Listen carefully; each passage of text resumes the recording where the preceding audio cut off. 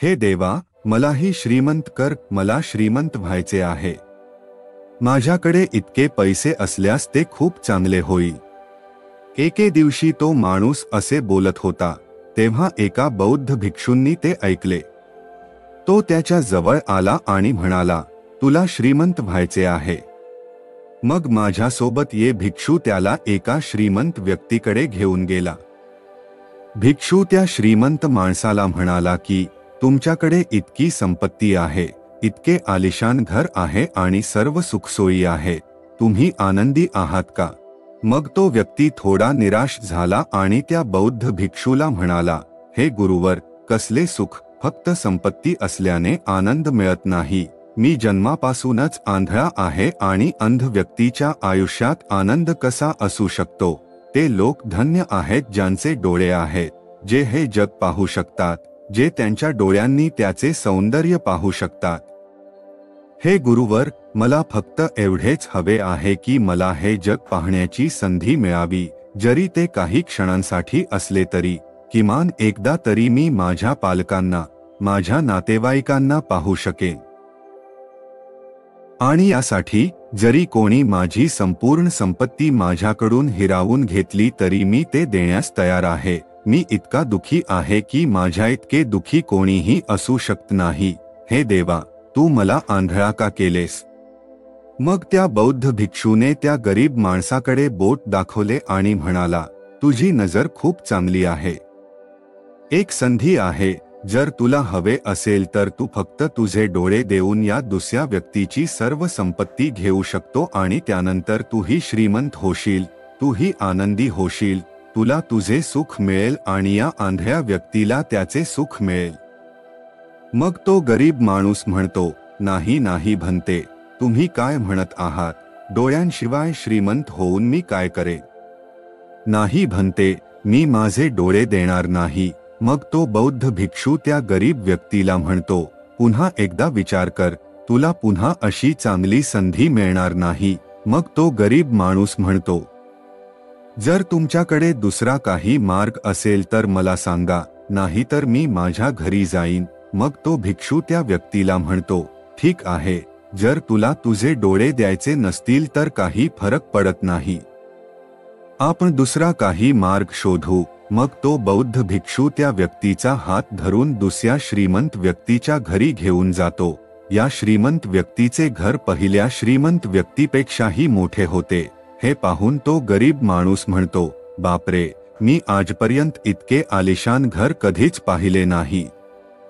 मग तो बौद्ध भिक्षू त्या गरीब व्यक्तीला त्या श्रीमंत व्यक्तीकडे घेऊन जातो आणि त्या श्रीमंत व्यक्तीला म्हणतो, तुझ्याकडे इतके आलिशान घर आहे, इतकी संपत्ती आहे, सर्व सुखसोयी आहे, तुला कशाचीही कमतरता नाही, तू खूप आनंदी असशील। मग तो श्रीमंत माणूस निराश होतो आणि त्या बौद्ध भिक्षूला म्हणतो, तुम्ही काय म्हणता? तुम्हाला माहिती आहे की माझे दोन्ही हात काम करत नाहीत, मी अपंग आहे। ही संपत्ती जी तुम्ही पाहत आहात, ती पाहिल्यानंतरही मी माझे हात परत आणू शकत नाही, तर अशा परिस्थितीत या संपत्तीचा मला काय उपयोग? देवाने मला गरीब बनवले असते तर बरे झाले असते, पण किमान त्याने मला माझे दोन्ही हात दिले असते। मला माहित नाही की देवाने मला अपंग का बनवले, माझ्या इतके दुखी या जगात कोणीही नाही। मग पुन्हा एकदा त्या बौद्ध भिक्षूने त्या गरीब माणसाला म्हटले, तुला आणखी एक संधी आहे, तुला हवे असेल तर तू या श्रीमंत माणसाची सर्व संपत्ती दोन्ही हात देऊन घेऊ शकतोस। तू काय म्हणतोस? तू तयार आहेस का? आणि यावेळी तुला डोळेही द्यावे लागणार नाहीत, तुझी नजर तुझ्याकडेच राहील। मग तो गरीब माणूस त्या बौद्ध भिक्षूला म्हणतो, भंते, तुम्ही काय म्हणता? अपंग होऊन मी या संपत्तीचे काय करू? तुमच्याकडे असा कोणताही श्रीमंत माणूस नाही का ज्याचे संपूर्ण शरीर निरोगी आहे आणि त्याच्याकडेही अफाट संपत्ती आहे? मग तो बौद्ध भिक्षू त्या व्यक्तीचा हात धरतो आणि त्याला तिसऱ्या श्रीमंत व्यक्तीकडे घेऊन जातो। त्या श्रीमंत व्यक्तीचा स्वतःचा राजवाडा होता। हे पाहून तो गरीब माणूस त्या बौद्ध भिक्षूला म्हणतो, भंते, तो खूप आनंदी असावा, त्याच्याकडे इतका आलिशान राजवाडा आहे, त्याच्याकडे खूप संपत्ती आहे, तो खूप आनंदी असावा, त्याचे जीवन आनंदी असले पाहिजे. भिक्षू त्या श्रीमंत व्यक्तीला म्हणतो, तुम्ही आनंदी असायला पाहिजे कारण तुमच्याकडे इतका आलिशान राजवाडा आहे, इतकी संपत्ती आहे, तुमच्याकडे सर्व सुखसोयी आहे, तुमचे जीवन आनंदात असले पाहिजे. याच्या उत्तरात तो श्रीमंत माणूस म्हणतो, भंते, कसला आनंद, या जगात माझ्यासारखा दुःखी कोणी नसेल. आज मी खूप दुःखात आहे. माझ्या पत्नीने मला फसवले आहे, ती दुसऱ्या कोणावर तरी प्रेम करते. इतकी संपत्ती असूनही मी दुःखी आहे. आज मला समजले की ही संपत्ती कधीही कोणालाही सुख आणि दुःख देऊ शकत नाही आणि जेव्हा मनात दुःख असते तेव्हा या संपत्तीचा काय उपयोग. जर कोणी माझ्यापेक्षा खुश असेल तर तो गरीब माणूस असेल ज्याची पत्नी कमीत कमी त्याच्यासोबत असेल, ती त्याच्याशी एकनिष्ठ असेल. आज मी माझ्या पत्नीला आणि तिच्या प्रियकराला मारण्याचा निर्णय घेतला आहे. हे ऐकून भिक्षू त्या श्रीमंत माणसाला म्हणतो, असे पाऊल उचलण्यापूर्वी किमान मला खायला द्या आणि माझी जेवणाची व्यवस्था करा आणि सोबत काचेचे काही तुकडेही आणा. तो श्रीमंत माणूस सर्व संत आणि ऋषींचा खूप आदर करायचा, म्हणून तो त्या बौद्ध भिक्षूंच्या मताशी सहमत आहे. पण त्याला हे समजत नाही की त्या बौद्ध भिक्षूंनी जेवणासोबत काचेचे तुकडे का मागवले आहेत. पण त्या बौद्ध भिक्षूंनी म्हटल्याप्रमाणे तो श्रीमंत माणूस त्याच प्रकारे जेवणाची व्यवस्था करतो. तो त्या बौद्ध भिक्षूंकडे अन्नासह काही काचेचे तुकडे घेऊन पोहोचतो. मग तो बौद्ध भिक्षू, तो गरीब माणूस आणि तो श्रीमंत माणूस तिघेही एकत्र जेवायला बसतात आणि त्याच वेळी तो बौद्ध भिक्षू काचेचे काही तुकडे उचलतो आणि त्या श्रीमंत माणसाला देतो. ते त्या व्यक्तीच्या जेवणात ते मिसळतात आणि त्याला सांगतात की आता तू ते खाऊ शकतोस. तो श्रीमंत माणूस आश्चर्यचकित झाला आणि त्या बौद्ध भिक्षूंना म्हणाला, भंते, तुम्ही काय म्हणत आहात? तुम्ही या अन्नात काचेचे तुकडे मिसळले आहेत. मी हे अन्न कसे खाऊ शकतो? जर मी हे अन्न खाल्ले तर मला खूप वेदना होतील आणि मी मरण्याची शक्यता आहे. मग भंते हसायला लागले आणि त्या श्रीमंत माणसाला म्हणाले, तुम्हाला हे समजले आहे पण तुम्हाला हे समजत नाही की जर तुम्हाला हे अन्न खायचे असेल तर तुम्हाला या अन्नातून काचेचे तुकडे काढून वेगळे करावे लागतील. तरच हे अन्न तुमच्यासाठी खाण्यायोग्य होईल आणि मग हे अन्न तुम्हाला दुःख देणार नाही तर आनंद देईल. यावर तो श्रीमंत माणूस आश्चर्यचकित होतो आणि त्या बौद्ध भिक्षूंना म्हणतो, भंते, तुम्हाला काय म्हणायचे आहे? मग तो बौद्ध भिक्षू त्या श्रीमंत माणसाला म्हणतो, जर तुम्ही अशा लोकांशी चिकटून राहिलात जे काचेच्या तुकड्यांसारखे आहेत तर तुम्हाला नक्कीच वेदना होतील. जसे काचेच्या तुकड्यांमध्ये मिसळलेले हे अन्न तुम्हाला वेदना देईल.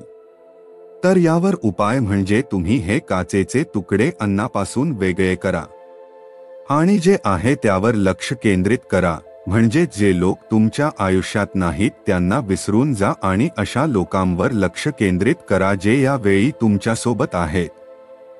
तुमच्या मुलीप्रमाणे ती देखील तुमच्या प्रेमाची भुकेली आहे. तिची काळजी घेणे, तिचे पालनपोषण करणे हे तुमचे कर्तव्य नाही का? मग तो भिक्षू त्या श्रीमंत माणसाला म्हणतो, आनंद आधीच तुझ्यासोबत आहे. फक्त या काचेच्या तुकड्यांना म्हणजेच तुझ्या पत्नीला आणि तिच्या प्रियकराला मारण्याचा विचार मनातून काढून टाक, नाहीतर ते काचेच्या तुकड्यांमध्ये मिसळलेले अन्न खाण्यासारखे होईल आणि त्याचा परिणामही खूप भयानक होईल. हे बोलून तो भिक्षू शांत झाला आणि त्या श्रीमंत माणसालाही त्या भिक्षूंचा मुद्दा समजला. त्याने लगेच त्या बौद्ध भिक्षूंचे चरण स्पर्श केले आणि तो श्रीमंत माणूस म्हणू लागला, भंते, तुम्ही मला पाप करण्यापासून वाचवले आहे. मी तुमचा खूप आभारी आहे. त्यानंतर तो भिक्षू त्या गरीब माणसासोबत पुढे जातो. मग वाटेत तो गरीब माणूस त्या भिक्षूंना म्हणतो, भंते, या जगात कोणीच सुखी नाही का? मग तो भिक्षू त्या गरीब माणसाला म्हणतो, मला सांग, तू सुखी नाहीस का? यावर तो गरीब माणूस काही वेळ विचार करतो, पण त्याच्याकडे काहीच उत्तर नसते. मग भिक्षू त्या गरीब माणसाला सांगतो की तुम्हाला जे नाही ते हवे आहे. तुमच्याकडे पैसे नाहीत आणि तुम्हाला पैसे हवे आहेत. तुम्हाला श्रीमंत व्हायचे आहे. तुम्हाला वाटते की श्रीमंती तुम्हाला आनंद देईल, परंतु तुम्ही हे वास्तव विसरत आहात की ते तुम्हाला नंतर दुःख देईल. जसे की जेव्हा आपण पहिल्या श्रीमंत माणसाकडे पोहोचलो तेव्हा त्याला डोळे नव्हते. तो त्याच्याकडे नसलेल्या गोष्टीची तळमळ करत होता. तर त्याच्याकडे अफाट संपत्ती होती आणि त्याचे संपूर्ण शरीर देखील पूर्णपणे निरोगी होते. परंतु त्याचे लक्ष त्याकडे नव्हते. तो ते सोडून त्याच्याकडे नसलेल्या गोष्टींच्या मागे धावत होता. त्याचप्रमाणे दुसऱ्या श्रीमंत माणसाकडेही डोळे आणि संपत्ती होती, पण त्याला हात नव्हते. त्याचप्रमाणे तो त्याच्याकडे असलेल्या गोष्टींचा आनंद घेत नव्हता. उलट त्याला हात नसल्याने तो दुःखी होता. त्याचप्रमाणे तिसरा श्रीमंत माणूस देखील दुःखी होता, कारण त्याच्याकडे संपत्ती आणि विलास होता आणि त्याचे संपूर्ण शरीर पूर्णपणे निरोगी आणि तंदुरुस्त होते. परंतु तरीही तो दुःखी होता, कारण त्याच्या पत्नीने त्याला फसवले होते, जी कधीही त्याची होऊ शकत नव्हती. फक्त पैशासाठी दुसऱ्या कोणाबरोबर पळून जाणारी स्त्री, ती त्याला कधी आधार देऊ शकेल का? पण तो श्रीमंत माणूस त्याच्याकडे काय आहे याचा विचारही करत नव्हता, म्हणजे त्याची मुलगी.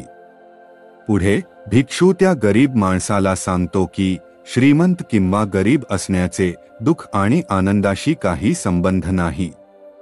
आपण श्रीमंत असो वा गरीब, आपल्या दुःखाचे एकमेव कारण म्हणजे आपण नेहमीच त्या गोष्टींच्या मागे धावत राहतो ज्या आपल्याकडे नाहीत आणि वर्तमानात आपल्याकडे काय आहे आपण त्याकडे लक्ष देत नाही आणि त्याचा आनंद घेऊ शकत नाही. आपण फक्त भविष्यात फिरत राहतो आणि भूतकाळात अडकून राहतो आणि आपण वर्तमानाच्या भूमीवर या सर्व चुका करतो आणि हेच कारण आहे की तुम्ही कधीच आनंदी राहू शकत नाही, कारण आनंदाचा काळ म्हणजेच वर्तमान काळ असाच वाया जातो. मग तो भिक्षू त्या गरीब व्यक्तीकडे बोट दाखवून म्हणतो, आता मला सांग, तुला त्या 3 श्रीमंत लोकांचे काही दुःख आहे का? मग तो गरीब व्यक्ती विचार करून त्या भिक्षूंना सांगतो की नाही, मला त्या श्रीमंत लोकांचे काही दुःख नाही. यावर भिक्षू त्या गरीब व्यक्तीला म्हणतो, मग तू दुःखी का आहेस?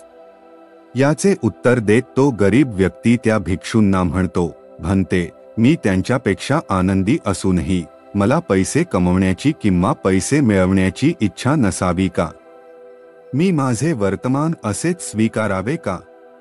मी नेहमीच असेच गरीब राहावे का? मग तो भिक्षू त्या गरीब व्यक्तीला म्हणतो, वर्तमानात वर्तमान क्षणाचा आनंद घ्या.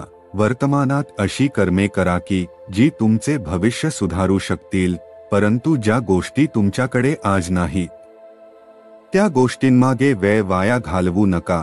आज तुमच्याकडे जे आहे त्याचा आनंद घ्या आणि तुम्हाला जे मिळवायचे आहे त्यासाठीच काम करा आणि तुम्हाला त्या कामाचे फळ मिळेल. तुम्हाला ते भविष्यात मिळेल, म्हणजे त्याची काळजी करू नका, कारण जर तुम्ही त्याची काळजी केली तर तुम्ही कधीही आनंदी राहू शकणार नाही.